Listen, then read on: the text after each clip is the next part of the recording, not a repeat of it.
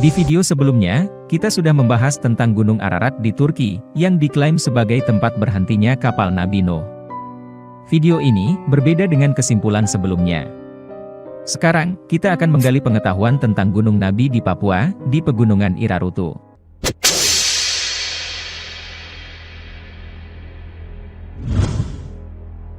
Menurut Alkitab, kapal Nabi Nuh kandas di Pegunungan Ararat, dalam bulan ke-7 dan pada hari yang ke-17.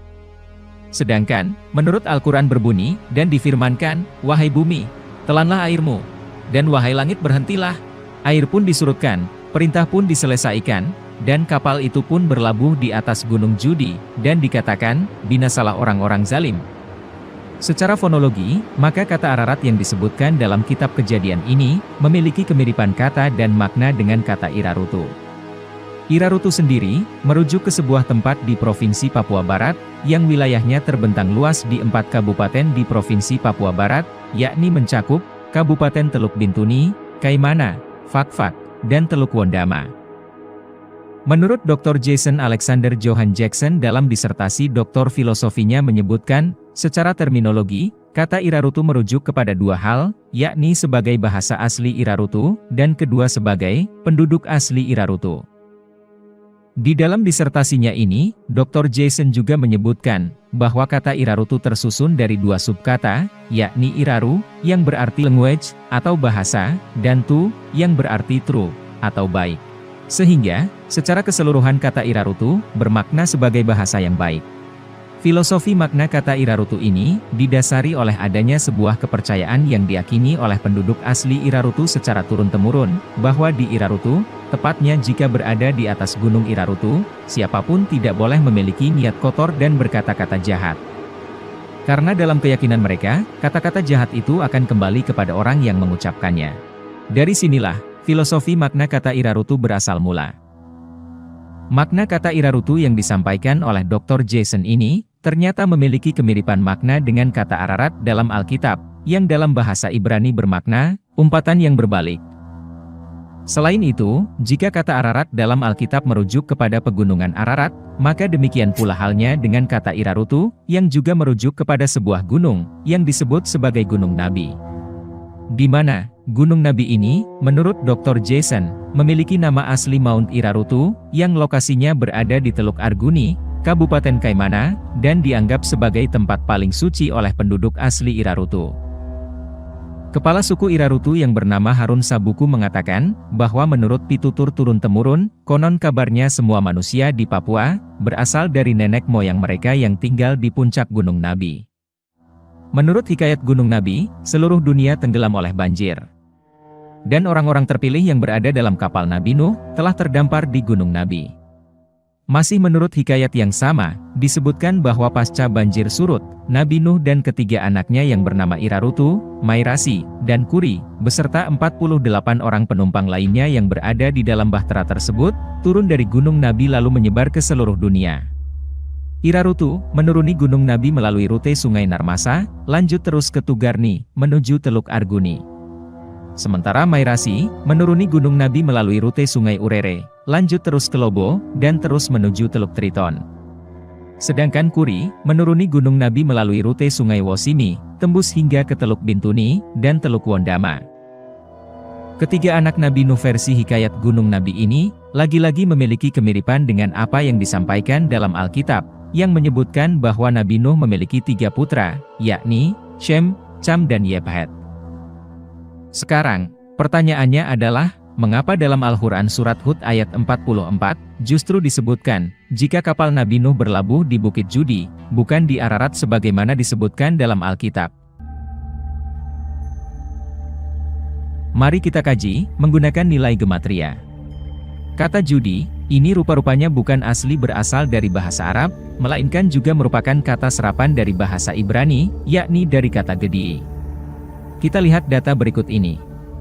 Sehingga, kata Judi dalam Al-Quran jika dimaknai ulang, maka maknanya akan menjadi bukit atau gunung tempat induk sungai berasal.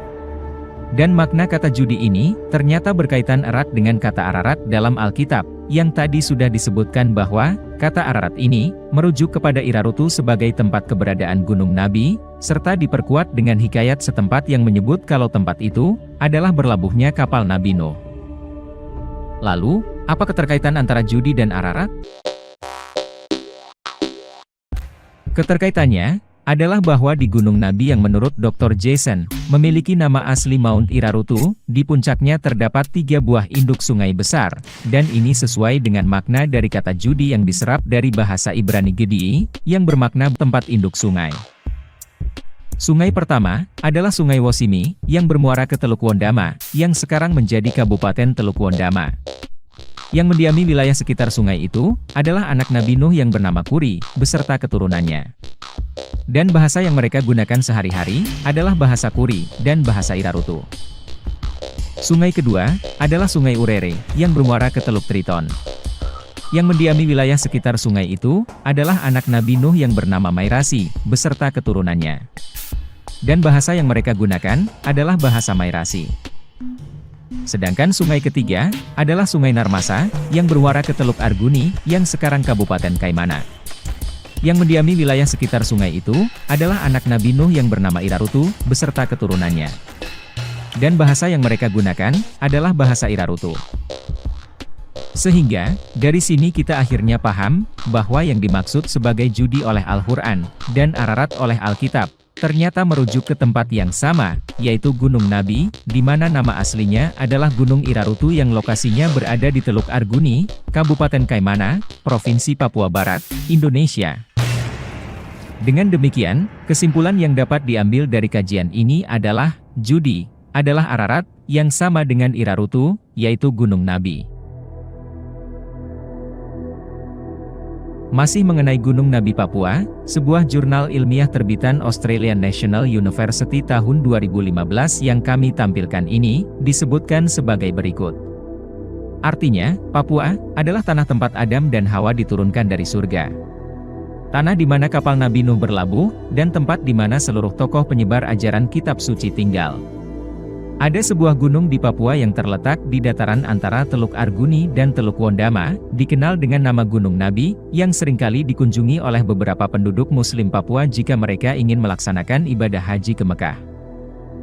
Sehingga, hipotesis yang muncul dari apa yang disebutkan dalam jurnal ilmiah tadi terkait Gunung Nabi atau Gunung Irarutu adalah, pertama, Gunung Nabi adalah tempat diturunkannya Adam dan Hawa.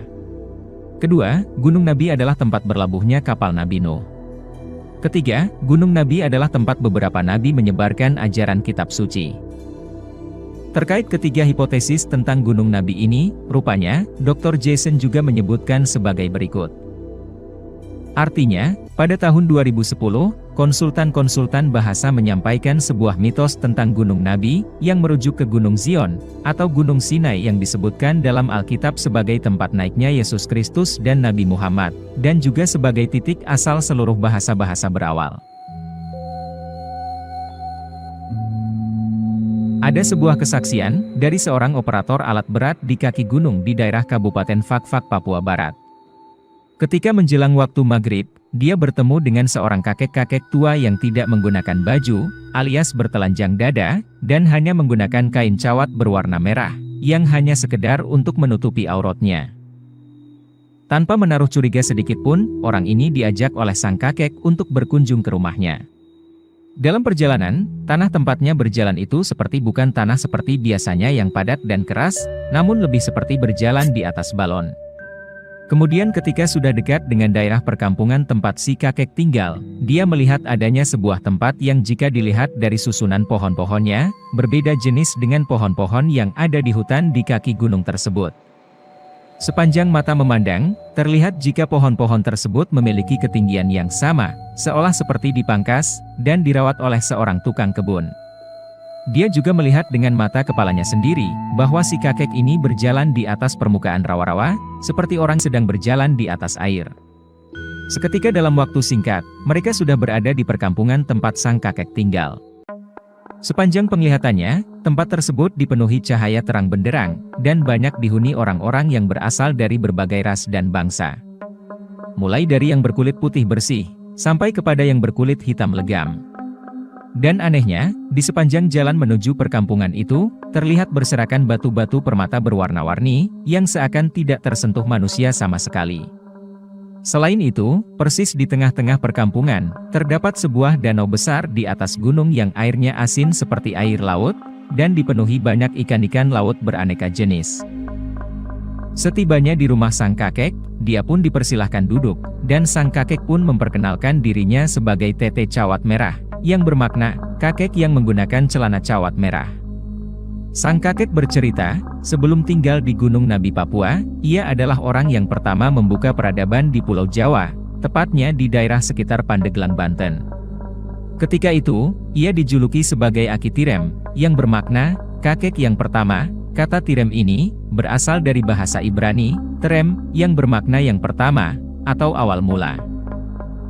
Sang kakek juga bercerita, bahwa Gunung Nabi di Papua itu ada dua, yakni Gunung Nabi Kecil yang berada di Bomberai, Kabupaten Fakfak, Papua Barat. Gunung ini, dikenal masyarakat setempat sebagai Gunung Baham. Dan yang satunya lagi, adalah Gunung Nabi Besar yang berada di Teluk Arguni, Kabupaten Kaimana, Papua Barat.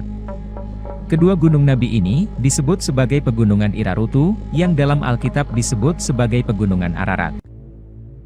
Sang kakek, menyebutkan dirinya sebagai Babe, yang dalam bahasa Irarutu artinya adalah, laki-laki tua.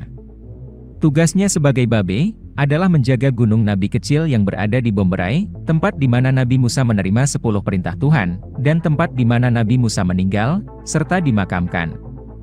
Di puncak Gunung Nabi Kecil, terdapat sebuah danau air asin yang dipenuhi oleh ikan-ikan air laut, sebagai simbol wahana pengetahuan agama Islam yang luas.